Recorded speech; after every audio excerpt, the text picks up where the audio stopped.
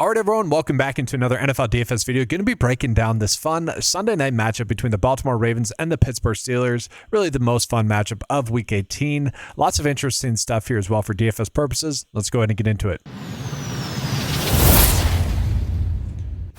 So guys, just looking at the point spread, this is going to be at a 3.5 point spread in favor of the Baltimore Ravens winning, which is not really a tell for us at all, but that is kind of interesting. And the game total of this game is only 40.5 total points. And so I think the total is more of a tell of how Vegas sees this game going. One, we did see the Steelers offense not be as good last week with DK Metcalf being suspended. I do think that if he was active, they would have won that game. But also that was a more difficult matchup against Cleveland. We just saw Baltimore really get tore up by Malik Willis. And I know Malik Willis has looked good this year, but I mean, that's not a good thing, right? The Ravens defense has continued to look poor. And so I think we're going to be looking at Aaron Rodgers regardless. He does get Calvin Austin back, which helps him. And then I think the game total is more a tell on the Ravens. Like, I do think we're going to see a pretty heavy Derrick Henry rush game here. Okay, so I think we're just going to be playing Derrick Henry. We're going to be playing Aaron Rodgers, and then we'll figure out who we can play from there. So let's actually start with the Baltimore Ravens here, guys. As I mentioned, I do think we are just going to be playing Derrick Henry. The concern that we have here is that it is a difficult matchup against the Steelers. Now, that being said, it was a difficult matchup against the Green Bay Packers last week, and he obviously went off in that game.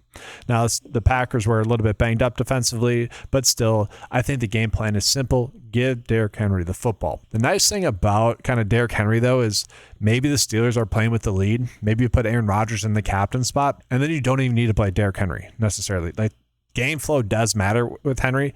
Maybe it ends up being more of an alley game. Maybe it ends up being more of a Keenan Mitchell game. That could end up happening. We do see that happen. Derrick Henry is very game script dependent. Okay, but that being said, Lamar Jackson returning from injury, we do worry about him. Like, he just hasn't looked good this year. He's had a few good games here, especially at the start of the season, but since he's returned from injury, just has not been his normal self. Now, it is a phenomenal matchup. I do think we need to begin to him in some capacity, but I'm prioritizing into Zay Flowers first. Zay Flowers ended up saving us a little bit DFS-wise last week by scoring a touchdown there, but he's just looked very good, and I do think Lamar Jackson is going to be able to get him the football. I also do like Isaiah Likely, and part of the reason why I like Isaiah Likely is the fact that Rashad Bateman is out. And so with Rashad Bateman being out, we haven't actually seen anyone necessarily benefit a ton with him being out. It's been a little bit of DeAndre Hopkins, it's been a little bit of Isaiah Likely, and Mark Andrews is actually going to be in play as well. But I think Likely is the one we'd want to begin to the most.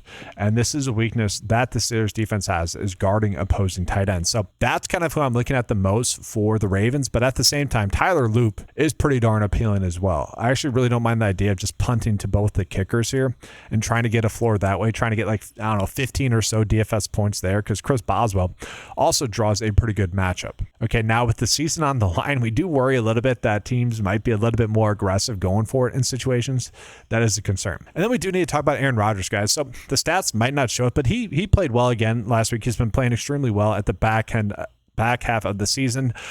Anyone watching the last play of the game saw a DPI call not get called there against Cleveland. You kind of felt bad for Rodgers in that capacity, but then again, it was MVS going up for the catch there, and MVS is extremely soft. Like, I guarantee you guys, if that was DK Metcalf on that play, DK Metcalf probably catches the touchdown, okay? But he definitely gets the DPI call. That was pretty obvious. You know, the defender clearly was early and clearly restricted MVS's arms.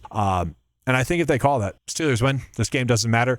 I'm not a conspiracy theorist, but my goodness, guys, it did feel like Vegas was like, or New York, I guess we should say, the NFL was like, don't call anything. Don't call DPI. Let it play out, because they wanted this game. Right? Honestly, like, it felt like Aaron Rodgers going up against Lamar Jackson, MVPs going up against each other, legends, two head coaches that maybe are fighting for their jobs. Like, obviously, right? Like, oh, come on. Like, right? But anyways, Aaron Rodgers did look good, guys. He does get a key passing weapon back in Calvin Austin. And I really do not get the pricing for Calvin Austin. I think we could end up playing him in the captain spot. Now, I know he's fallen out of favor from Rodgers a little bit here, but at the same time, like, just watching it, he is better than MVS. He's better than Adam Thielen. He should be the guy. And honestly, I think the best approach for this game is make 3 builds. Seriously, make 3 builds, put Adam Thielen in one of them, in the captain spot, put MVS in the captain spot on one of them, and put Calvin Austin in the captain spot on one of them, and then watch Pat Freiermuth go off for a lot of production. I'm kind of kidding there. But Pat Freiermuth did get a lot of snaps last week. He ended up with 71% of the snaps. That was a little bit due to them playing from behind. We do know that they want to run out a lot of 12 personnel, a lot of 13 personnel as well. But Pat Freiermuth is going to be the more appealing pass catcher there, so I do like him. Kenneth Gainwell, guys, this was kind of crazy. He ended up playing in 68% of the snaps. He only had 4 targets there. Kind of the logical thought was that he would actually get more work with DK Metcalf being out in the passing game, and he did not. He is still kind of the top play. Obviously had a pretty big game against Baltimore last time out. Should get involvement in the receiving game as well. He's like the player that we want to get to in the flex the most. But again, I think I like into Aaron Rodgers a decent amount, although he's priced up. And so if we're not playing Aaron Rodgers in the captain spot, I want to be getting to one of the pass catchers for this build. We got Calvin Austin. Now, it is worth calling out with Calvin Austin and DK Metcalf out last week. We saw Adam Thielen and MVS play in 90% of the passing down plays or more. Okay, which is crazy. Adam Thielen had an 86% snap share. MVS had an 82% snap share. Adam Thielen had 47 air yards. MVS had 90. The one thing that stood out to me when listening to that game back is how much the broadcast crew was talking up MVS. Okay, specifically Tony Romo. He was gassing up MVS.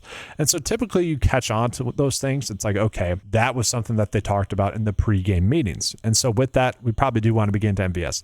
But this is somewhat I'm looking at right now, guys. It's not perfect. I do want to get the kickers. Obviously, we want to be on Lamar Jackson. And so we'll take a quick peek at what the 9-to-5 lineup builder is telling us are going to be the top builds here, and a little bit different, guys. So it's getting Kenneth Gainwell, Derrick Henry, Zay Flowers, Mark Andrews, Pat Freiermuth, and MVS. That's the top lineup. It's not getting, well, here.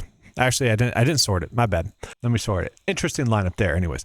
But here we go. Lamar Jackson, then Derrick Henry, then Kenneth Gainwell, then Pat Freiermuth, then, okay, so it makes a little bit more sense. Getting to Calvin Austin and MVS. I like that. I don't mind the idea of setting a rule where we're getting to 2 of Calvin Austin, MVS, maybe Gainwell we could toss in there, Adam Thielen, and Pat Freiermuth. So we're getting 2 of those 5 pass catchers for the Steelers. Again, they draw a good matchup. I think I like that approach, and it's already naturally getting to that. What I don't like about some of these builds is we're not getting to the kickers necessarily as much as I would like. Then we look at the top projected lineup, guys, in terms of ownership. Hopkins being in the flex, that's okay. I don't hate that, but also don't feel like we necessarily need to get to that. But that's going to do it for this video, guys. Appreciate you being here. Good luck with all your lineups tonight. Also, guys, thanks for a pretty awesome season here. I think picks-wise and just information-wise, this is by far my best season that I've given you guys. That being said, we've had a lot of pretty good seasons as well. Hopefully, we can continue that into the playoffs. Hopefully, you guys have been able to benefit from the information as well. That's going to do it for this video, guys. Thank you for watching. Good luck. And as always, let's keep cashing.